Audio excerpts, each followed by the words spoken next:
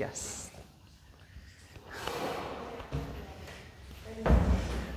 देखिए digestive system start है अपने। डाइजेस्टिव सिस्टम के अंदर कुछ चीज़ें हैं जो कि आपको पढ़ा दी है, जैसे कि पाचन तंत्र का अध्ययन करना क्या कहलाता है, गैस्ट्रोलॉजी। ठीक है, ये भी आपको बता रखा है कि पाचन तंत्र का अध्ययन करना, पाचन तंत्र का अध्ययन करना क्या कहलाता है। तो आपका जवाब क्या आना चाहिए, गैस्ट्रोलॉजी। गैस्ट्रोलॉजी। ठीक है, इसके अलावा आपको ये भी बता दिया कि भोजन का पाचन होता क्या है। तो मैंने आपको बताया था आपका भोजन छोटे छोटे टुकड़ों में टूट जाता है एंजाइम की सहायता से। तो जब भी एंजाइम या पाचक रस की सहायता से आपका भोजन छोटे छोटे टुकड़ों में टूट जाएगा तो वही आपके भोजन का क्या कहलाएगा, पाचन। ठीक है, इसके अलावा आपको ये भी याद रखना था कि पाचन तंत्र के बारे में सबसे पहले किसने बताया, विलियम ब्यूमो ने। ठीक है, इसके अलावा आपको याद रखना था कि जो पाचन तंत्र है उसके बारे में विलियम ब्यूमो ने बताया, और पाचन करवाता कौन है, तो एंजाइम या पाचक रस करवाते हैं। ठीक है, इसके अलावा आपको ये भी बताया कि पाचन का मतलब क्या है, कि भोजन का कोई भी बड़ा टुकड़ा, भोजन का कोई भी बड़ा टुकड़ा छोटे छोटे टुकड़ों में क्या हो जाता है, कन्वर्ट हो जाता है, और इस बड़े टुकड़े को तोड़ने का कार्य कौन करते हैं, एंजाइम। कौन करेंगे, एंजाइम। और ये आपके भोजन का एक बड़ा कण होता है जिसे हम क्या बोलेंगे, जटिल अणु। और इस जटिल अणु को एंजाइम छोटे छोटे टुकड़ों में तोड़ देते हैं जिसे हम लोग क्या बोलेंगे, सरल अणु। तो मैंने आपको बताया था कि एंजाइम की सहायता से यदि आपका भोजन का कोई भी बड़ा कण, कोई भी बड़ा अणु छोटे छोटे टुकड़ों में टूट जाए तो उसे ही हम लोग क्या कहेंगे, भोजन का पाचन। उसे ही हम क्या कहेंगे, भोजन का पाचन। और जब आपका भोजन छोटे छोटे टुकड़ों में टूटता है तभी आपके शरीर को क्या प्राप्त होती है, ऊर्जा। क्या प्राप्त होती है, ऊर्जा। तो मैंने आपको बताया था कि मानव शरीर के अंगों को काम करने के लिए क्या चाहिए, ऊर्जा। और ऊर्जा के लिए जो आप भोजन करते हो उसका क्या होना चाहिए, पाचन। पाचन करवाएगा कौन आपके शरीर के अंदर, एंजाइम। कौन करवाएंगे, एंजाइम। और पाचन का मतलब क्या है कि भोजन के जटिल अणुओं को, भोजन के जटिल अणुओं को छोटे छोटे टुकड़ों में बदलना, जिन्हें हम क्या कहेंगे, सरल अणु। छोटे छोटे टुकड़ों में बदलना ही भोजन का क्या कहलाता है, पाचन कहलाता है। इतना समझ में आ गया क्या। नेक्स्ट, अब आपसे क्वेश्चन पूछा जाएगा कि आप हमें एक चीज बताइए, भोजन को पचाने के स्टेप, चरण या अवस्था कितनी होती है। ये रीट लेवल 2 का क्वेश्चन है, आया हुआ है एग्जाम में। आपको याद रखना है पाचन के स्टेप, स्टेप का मतलब चरण, चरण का मतलब स्तर, स्तर का मतलब अवस्था कितनी होती है। तो आपका जवाब क्या आना चाहिए, 5। कितनी होती है, 5। और आपको याद रखना है ये क्वेश्चन है रीट का, रीट लेवल 2 का, कि मानव शरीर के अंदर भोजन के पाचन की अवस्थाएं कितनी होती है। तो आपका जवाब क्या आना चाहिए, 5 होती है। इसका मतलब भोजन को पचने के लिए कितने स्टेप या कितने चरण से गुजरना पड़ता है। तो आपका जवाब क्या आना चाहिए, 5 चरणों से गुजरना पड़ता है। ठीक है, आपको याद रखना है कि जो इसका पहला चरण है उसे हम लोग क्या बोलेंगे, अंतःग्रहण। उसे हम लोग क्या बोलेंगे, अंतःग्रहण। और आपको याद रखना है कि अंतःग्रहण का मतलब क्या होता है, भोजन को, भोजन को मुंह में देना, भोजन को मुंह में देना। ठीक है, सबसे पहले भोजन किस में आएगा, मुंह में। और भोजन को मुंह में लेना ही हमारा क्या कहलाता है, अंतःग्रहण कहलाता है। ठीक है, और आपको पता है कि जैसे ही भोजन मुंह में आएगा दांत उसे छोटे छोटे टुकड़ों में तोड़ना चालू कर देंगे। ठीक है, और जैसे ही आपका भोजन छोटे छोटे टुकड़ों में टूटेगा वह भोजन का क्या कहलाएगा, पाचन। इसका मतलब सेकंड जो स्टेप होती है वो क्या होता है, भोजन का पाचन। और भोजन का पाचन का मतलब क्या है, भोजन को सरल अणुओं में बदलना।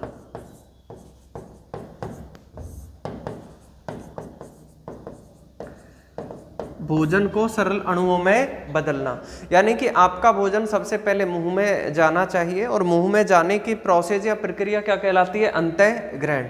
और भोजन जब मुंह में जाएगा तो दांत उसे छोटे छोटे टुकड़ों में तोड़ देंगे और भोजन जब छोटे छोटे टुकड़ों में टूटेगा, साथ में आपके लार के अंदर जो एंजाइम है वो उसे भोजन को और भी छोटे छोटे टुकड़ों में तोड़ देगा और वही आपका क्या कहलाएगा? भोजन का पाचन कहलाएगा। ठीक है, उसके बाद थर्ड जो स्टेप लगेगी वो क्या लगेगी? पोषक पदार्थों का अवशोषण।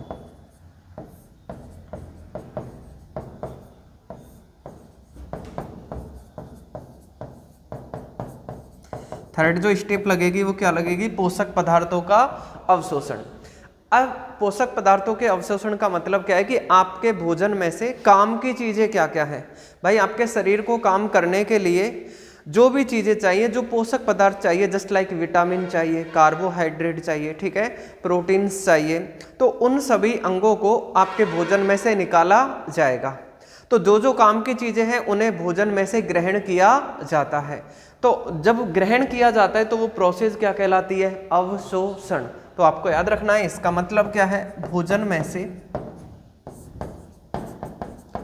में से पोषक पदार्थों को, भोजन में से पोषक पदार्थों को ग्रहण करना। भोजन में से पोषक पदार्थों को ग्रहण करना। ठीक है, तो सबसे पहले भोजन किस में जाएगा? मुंह में। भोजन का मुंह में जाना क्या कहलाता है? अंतः ग्रहण।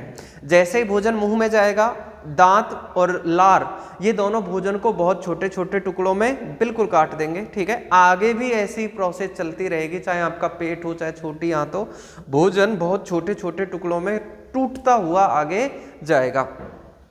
और जब भोजन छोटे छोटे टुकड़ों में टूटता हुआ जाएगा तो वो आपके भोजन का क्या कहलाता है? पाचन। अब जब भोजन बिल्कुल छोटे छोटे टुकड़ों में टूट जाएगा तो उसमें से काम की चीजें हैं जो आपके शरीर के लिए, उनको उस भोजन में से क्या किया जाएगा? ग्रहण किया जाएगा। ठीक है, अब भोजन में से काम की चीजें निकाल ली और अब जो काम की चीजें निकाली है आपके शरीर में, जो पोषक पदार्थ निकाले हैं, उन सभी पोषक पदार्थों को शरीर के सभी अंगों तक भेजा जाएगा। भाई शरीर के सभी अंगों तक भेजा ही नहीं जाएगा तो एक हाथ में ताकत आ जाएगी, एक हाथ कमजोर रह जाएगा। बताइए ऐसा संभव है क्या? नहीं। तो जो भी पोषक पदार्थ होते हैं वो सभी अंगों तक पहुंचाए जाते हैं और उस प्रोसेस को हम लोग क्या बोलेंगे? एसिमिलेशन। एसिमिलेशन इंग्लिश में, और हिंदी में हम बोलेंगे स्वांगीकरण। उसी का एक और नाम आपको याद रखना है, एसिमिलेशन। स्वांगीकरण या एसिमिलेशन का मतलब है पोषक पदार्थों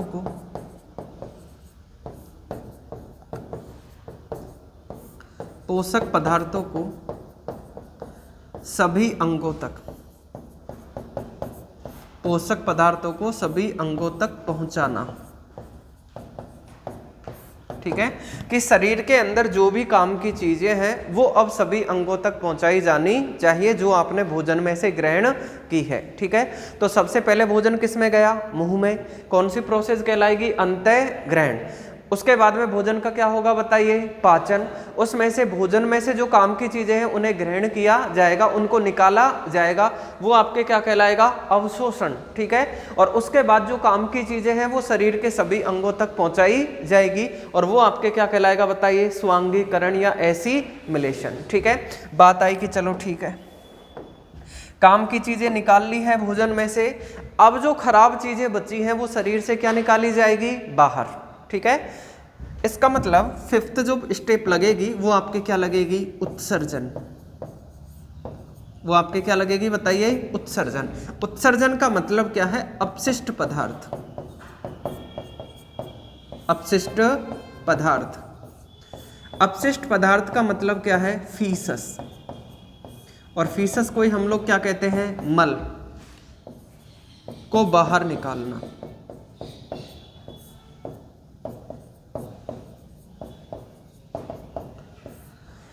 ठीक है, कि जो काम की चीजें हैं उन्हें तो ग्रहण कर लिया और बाकी जो खराब चीजें बची हैं वो शरीर से क्या निकालनी पड़ेगी? बाहर निकालनी पड़ेगी। इस तरीके से स्टेप, अवस्था, चरण की संख्या पूछी जाए तो हमेशा आपका जवाब क्या आना चाहिए? 5। कितनी स्टेप होती है? 5। सबसे पहले भोजन किस में जाएगा? मुंह में, क्या कहलाएगा? अंतः ग्रहण। उसके बाद भोजन छोटे छोटे टुकड़ों में टूटेगा, भोजन का क्या कहलाएगा बताइए? पाचन। ठीक है। उसके बाद भोजन में जो काम की चीजें हैं उन्हें ग्रहण किया जाएगा, वो आपके क्या कहलाएगा बताइए? अवशोषण। ठीक है। और उसके बाद जो काम की चीजें हैं, जो पोषक पदार्थ हैं, वो शरीर के सभी अंगों तक पहुंचाए जाएंगे और वो आपके क्या कहलाएगा बताइए? स्वांगीकरण। उसी को हम क्या बोलेंगे? एसिमिलेशन। ठीक है। और उसके बाद जो खराब चीजें हैं वो शरीर से बाहर निकाली जाएगी और उसे हम क्या कहेंगे बताइए? उत्सर्जन। क्या बोलेंगे? आ गया समझ में? लिखो आप लोग। मानव शरीर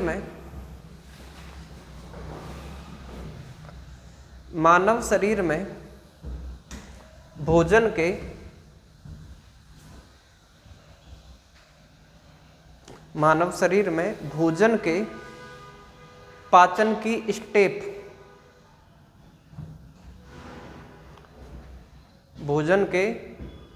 पाचन की स्टेप, चरण, स्तर या अवस्था की संख्या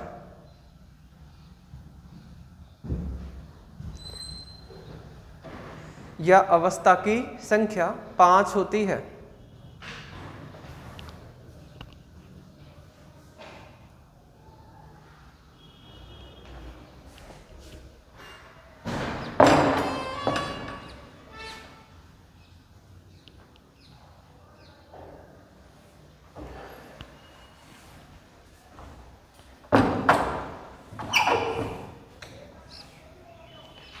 करो नोट। अरे रुक जाए।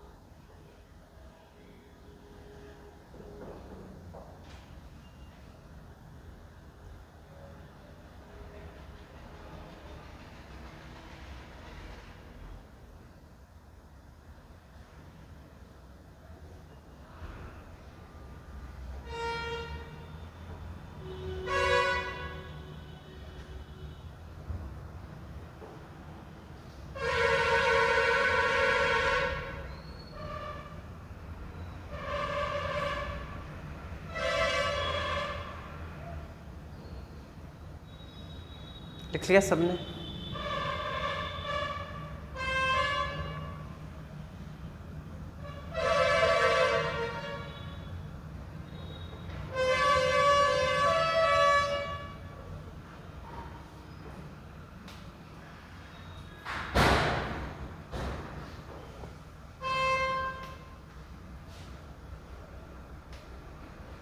लिख लिया? ठीक है।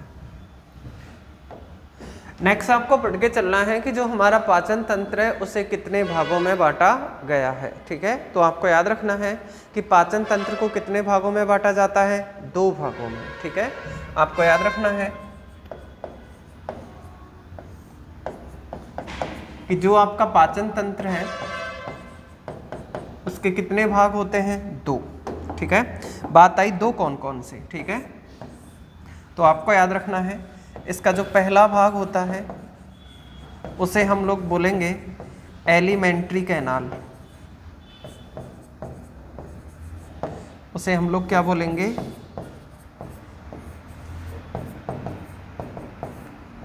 Alimentary canal.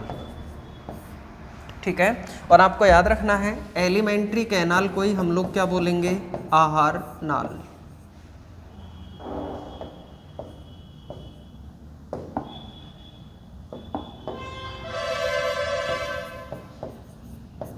इसी को हम क्या बोलेंगे, आहार नाल। ठीक है, तो पाचन तंत्र के दो पार्ट होते हैं। इसका जो पहला भाग है उसका नाम क्या होता है, एलिमेंट्री कैनाल, और एलिमेंट्री कैनाल को क्या बोलते हैं, आहार नाल। ठीक है, आपको याद रखना है कि इसका जो दूसरा पार्ट होता है उसे हम लोग बोलेंगे डाइजेस्टिव।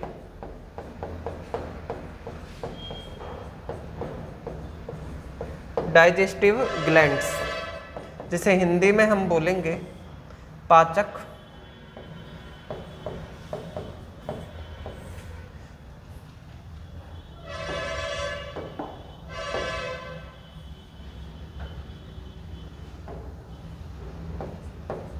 पाचक रस बनाने वाली ग्रंथि। और आपको याद रखना है ग्रंथि को ही क्या कहा जाता है, अंग भी कहा जाता है। और ये पाचक, ये डाइजेस्टिव ग्लैंड से वो आपको याद रखना है आपके शरीर के अंदर क्या बनाएगी, एंजाइम। ये आपके शरीर के अंदर क्या बनाती है, एंजाइम बनाती है, और एंजाइम ही भोजन का क्या करेंगे, पाचन। ठीक है, तो सबसे पहले आपको याद रखना है कि आपका जो पाचन तंत्र है उसे कितने भागों में बांटा गया है, दो भागों में बांटा गया है। इसका जो पहला भाग है वो आपका क्या कहलाता है, एलिमेंट्री कैनाल, और दूसरा आपका क्या कहलाता है, डाइजेस्टिव ग्लैंड्स, जो कि क्या होता है, पाचक रस बनाने वाली ग्रंथि होती है। और ये पाचक रस जो होता है उसी के अंदर आपका क्या होता है, बताइए, एंजाइम। क्या होता है, एंजाइम। ठीक है, इसका मतलब ये जो ग्रंथियां हैं वो आपके शरीर के अंदर एंजाइम बनाने का कार्य करती है। ठीक है, अब देखो नेक्स्ट, आपको याद रखना है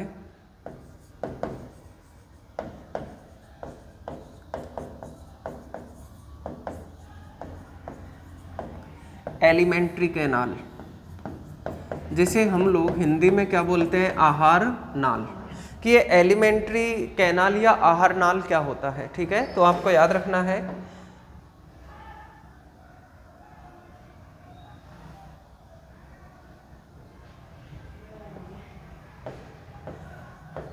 भोजन का रास्ता, भोजन का रास्ता ही आहार नाल कहलाता है।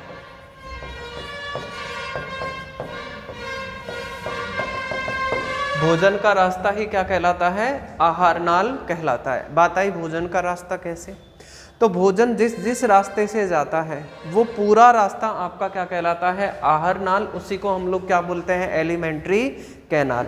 जैसे कि भोजन सबसे पहले कहाँ जाएगा, मुंह में, उसके बाद कहाँ जाएगा, भोजन नलिका में, राइट, उसके बाद कहाँ जाएगा, पेट में, उसके बाद कहाँ आएगा, छोटी आंत में।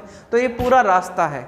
ठीक है, कि भोजन किस किस रास्ते से जाएगा, और जिस जिस रास्ते से जाता है वही आपका क्या कहलाता है, आहार नाल। उसी को हम क्या बोलेंगे, एलिमेंट्री कैनाल। ठीक है, और आपको याद रखना है कि इस एलिमेंट्री कैनाल या आहार नाल की लंबाई, इस एलिमेंट्री कैनाल या आहार नाल की लंबाई कितनी होती है, काफ़ी बार एग्जाम में आ चुका है। आपको याद रखना है कितनी होती है, 9 से 10 मीटर। कितनी होती है, 9 से 10 मीटर। या आपको ऑप्शन में क्या मिल सकता है, 30 से 33 फीट। कितना मिल सकता है, 30 से 33 फीट। यानी कि आपका भोजन पूरा जो रास्ता है जिसको ये तय करता है उसकी लंबाई पूरी कितनी होती है, 9 से 10 मीटर, या कितनी होती है, 30 से 33 फीट होती है। ठीक है, अब बात आई नेक्स्ट कि चलो ठीक है, आप हमें ये बताइए कि ये रास्ता फिर जाएगा कहाँ कहाँ से।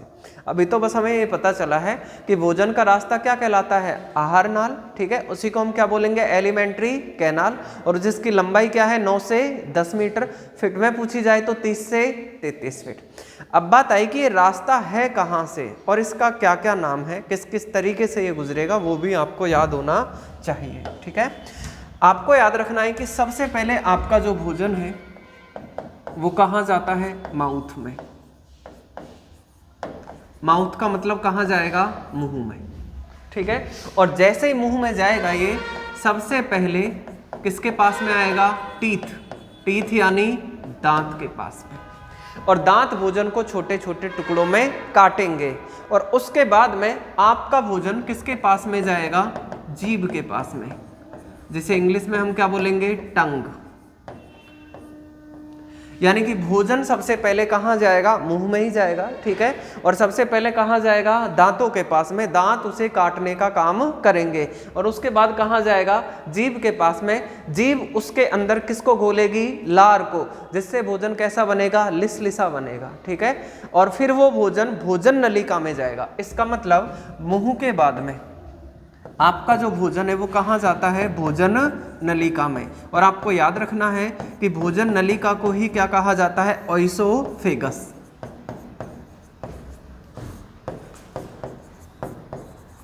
भोजन नलिका को ही क्या कहा जाता है? ओइसोफेगस। इसका मतलब सबसे पहले भोजन कहाँ गया? मुंह में, उसके बाद कहाँ आया है? भोजन नलिका में, ठीक है। और ये भोजन नलिका काम क्या करेगी कि आपके भोजन को कहाँ ला करके पटकेगी? अमाशय में। अमाशय को हम लोग अपना क्या बोल सकते हैं? पेट। अमाशय को क्या बोल सकते हैं? पेट। इसका मतलब भोजन नलिका ने भोजन को मुंह से उठा करके कहाँ तक पहुंचा दिया है? पेट तक पहुंचा दिया है, ठीक है। अब आपको याद रखना है कि इस पेट के भी कितने भाग होते हैं? 3। इस पेट के भी कितने भाग होते हैं? 3 होते हैं, ठीक है। पहला भाग क्या होता है? तो आपको याद रखना है कार्डियक। इसका जो पहला भाग है उसका नाम क्या होता है? कार्डियक। इसका जो दूसरा भाग है उसका नाम क्या होता है? फुंडिक। इसका जो तीसरा भाग है उसका नाम क्या होता है? पाइलोरिक। उसका नाम क्या होता है? पाइलोरिक। इसका मतलब भोजन नलिका भोजन को कहाँ से उठाएगी? मुंह से। और मुंह से उठा करके पेट तक लेकर के आएगी, लेकिन पेट के कौन से भाग में छोड़ेगी? कार्डियक में, ठीक है। कार्डियक से भोजन कहाँ आएगा? फुंडिक में, ठीक है। फुंडिक से भोजन कहाँ आएगा? पाइलोरिक में। आ गया क्या समझ में? यहां तक जिसको पचाना होगा आपके पेट में भोजन को पचा लिया जाएगा और उसके बाद में भोजन को आगे शिफ्ट कर दिया जाएगा, आगे भेज दिया जाएगा। और पेट के बाद में आपका भोजन कहाँ आएगा? छोटी आंत में।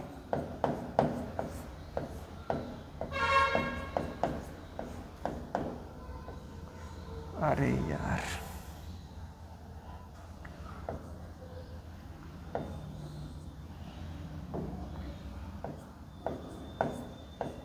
कहाँ आएगा? छोटी आंत में, ठीक है।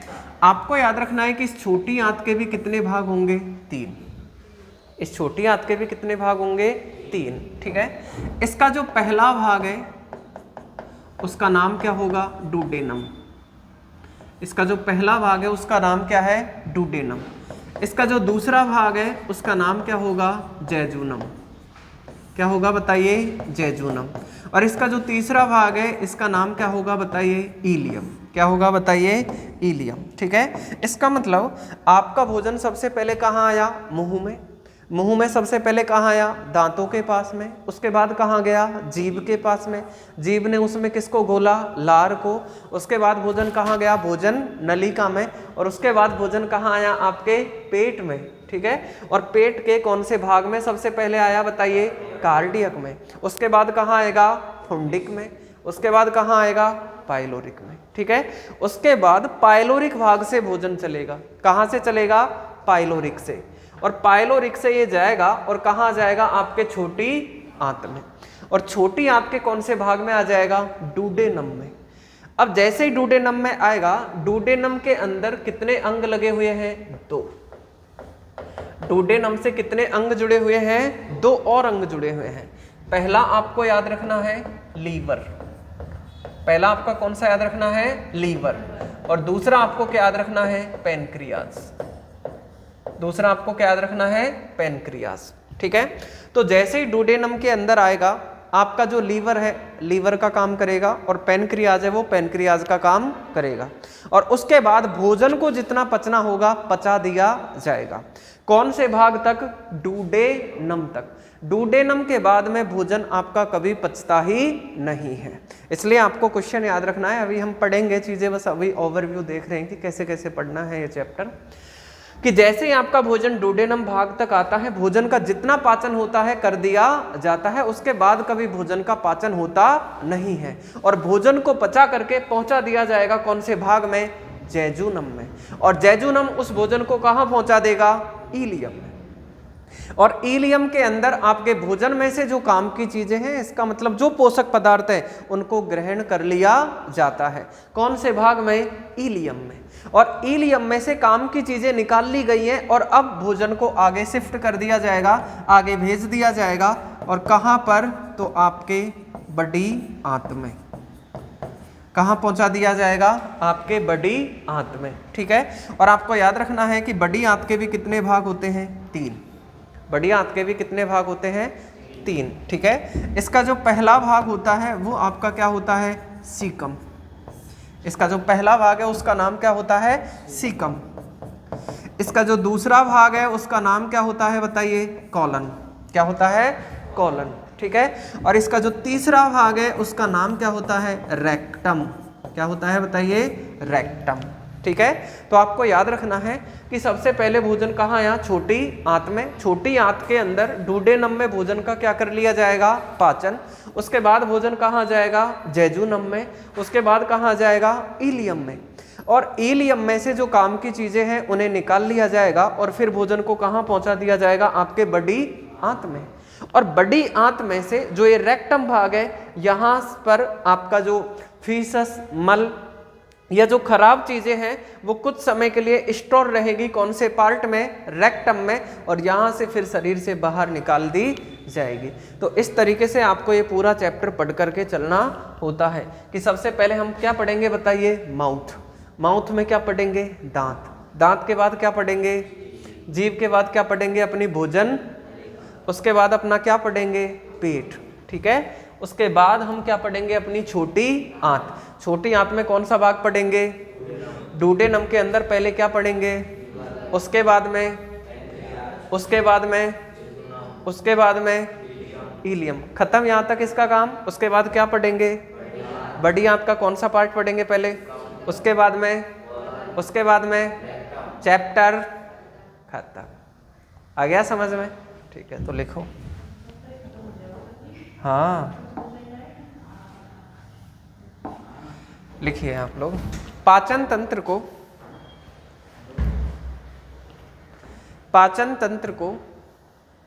2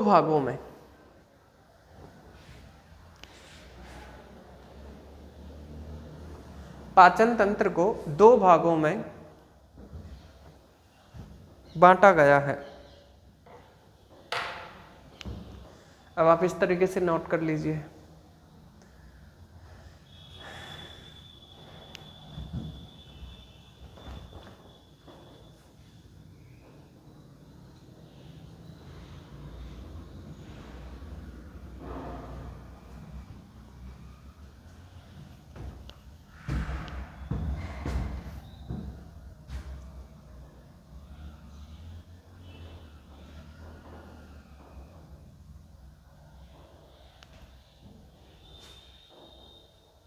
कोई शब्द समझ में नहीं आए तो पूछ लेना। ठीक है।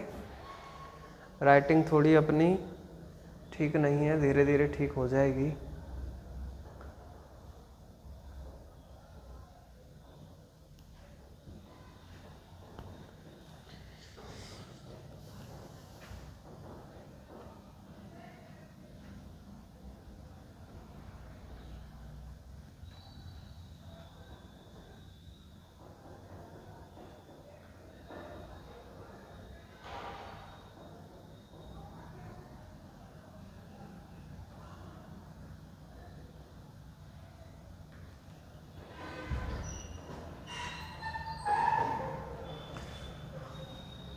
कल आप आओगे जब हार्ट वाले चैप्टर को याद करके आओगे।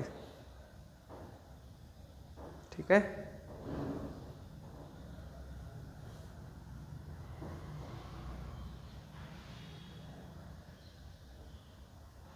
लिख लिया ना।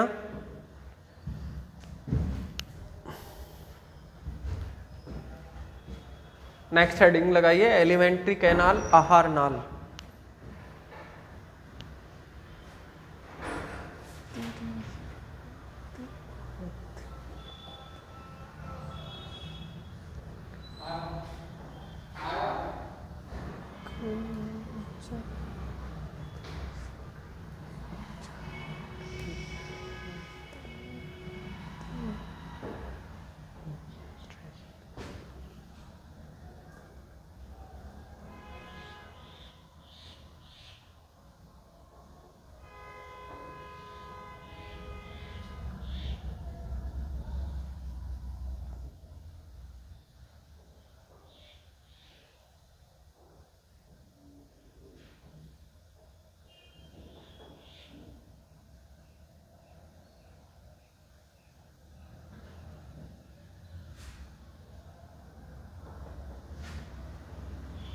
लिख लिया क्या?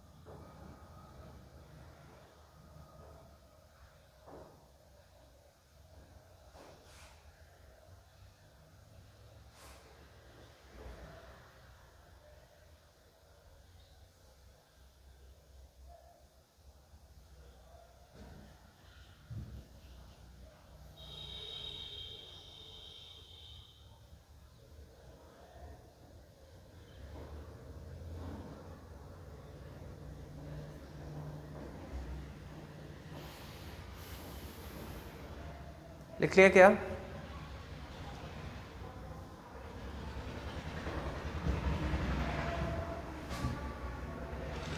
लिख लिया ना? ठीक है। फर्स्ट हाफ हेडिंग लगा लीजिए,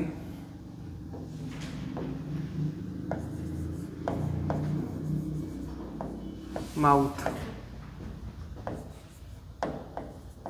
माउथ का मतलब मुंह, इसी को हम लोग क्या बोलेंगे? मुख। इसी को हम लोग क्या बोलेंगे? Buccal cavity.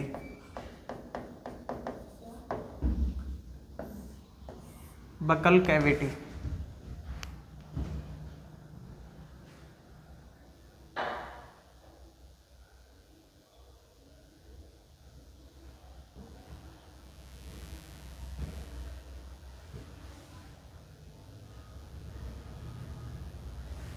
लिख लिया सबने?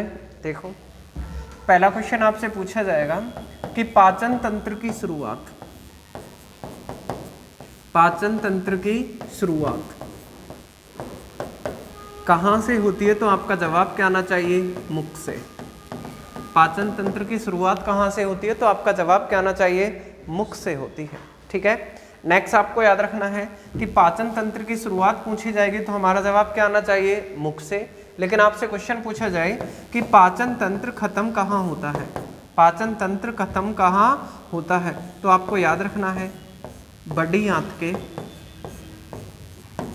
बड़ी आंत के रेक्टम भाग में, बड़ी आंत के रेक्टम भाग में ये क्या होता है? खत्म। और वहां भी एक पार्ट होता है जिसे क्या कहा जाता है? एनस, एनस में। ठीक है, तो एनस आपके पाचन तंत्र का क्या होता है? आखिरी भाग होता है। तो आपको याद रखना है कि पाचन तंत्र की शुरुआत कहाँ से होती है?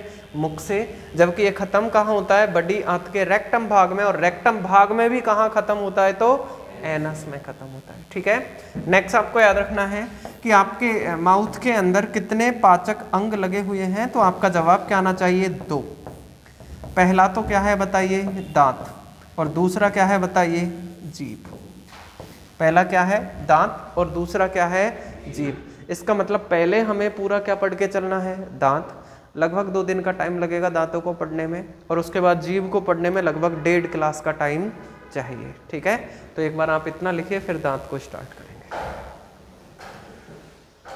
लिख लीजिए आप एज इट इज, ऐसे कैसे जल्दी से।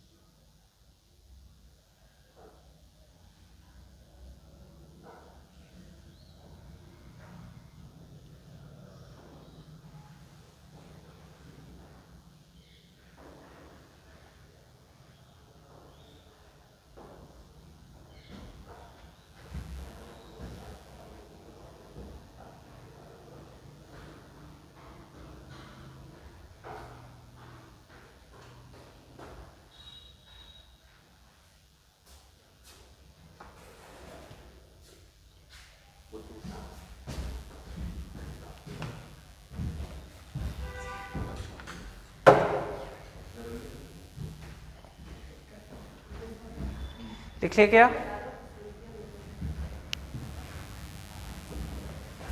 सबसे पहले आप हेडिंग लगा लीजिए टीथ।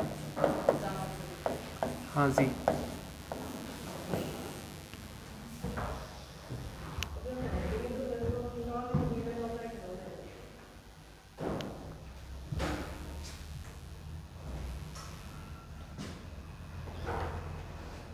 लिख लिया सबने? देखिए सबसे पहले आपसे क्वेश्चन लगवाया जाएगा कि आप हमें एक चीज बताइए, आपके दांतों का अध्ययन करना क्या कहलाता है? दांतों का अध्ययन करना क्या कहलाता है? कि दांत किसके बने हुए हैं, दांत कितने प्रकार के होते हैं, ठीक है, दांतों की क्या क्या विशेषताएं होती है, इनका अध्ययन करना क्या कहलाता है? तो आपका जवाब क्या आना चाहिए? डेंटोलॉजी। दांतों का अध्ययन करना क्या कहलाता है? तो आपका जवाब क्या आना चाहिए? डेंटोलॉजी कहलाता है। नेक्स्ट आपको याद रखना है दांतों का डॉक्टर क्या कहलाता है? तो आपका जवाब क्या आना चाहिए? डेंटिस्ट। दांतों का डॉक्टर क्या कहलाएगा? डेंटिस्ट। और डेंटिस्ट को हम लोग हिंदी में क्या लिख सकते हैं? दंत चिकित्सक। क्या लिख सकते हैं? दंत चिकित्सक। ठीक है, नेक्स्ट आपसे क्वेश्चन लगवाया जाएगा कि दांतों का डॉक्टर दांतों को देखने के लिए, आपके दांतों में काफी बार कोई भी प्रॉब्लम आ जाती है, दांतों में दर्द होने लगता है, दांतों की जड़ें खराब हो जाती है, तो दांतों का डॉक्टर है वो दांतों को देखने के लिए कौन से दर्पण को काम में लेता है? तो आपका जवाब क्या आना चाहिए? कि डेंटिस्ट दांतों को देखने में डेंटिस्ट दांतों को देखने में अवतल दर्पण का उपयोग करता है। अवतल दर्पण का उपयोग करता है। ठीक है, ये लाइन काफ़ी बार एग्जाम में आई हुई है, मोस्ट इंपॉर्टेंट है ये, कि दांतों का डॉक्टर दांतों को देखने के लिए किस प्रकार के दर्पण को काम में लेता है, तो आपका जवाब क्या आना चाहिए, अवतल दर्पण को काम में लेता है। तो फर्स्ट क्वेश्चन आपको याद रखना है, दांतों का अध्ययन करना क्या कहलाता है, डेंटोलॉजी। डॉक्टर क्या कहलाता है, डेंटिस्ट। और डेंटिस्ट आपके दांतों को देखने के लिए किस प्रकार के दर्पण को काम में लेता है, तो आपका जवाब क्या आना चाहिए, अवतल दर्पण को काम में लेता है। ठीक है, एक बार आप इतना नोट कर लीजिए।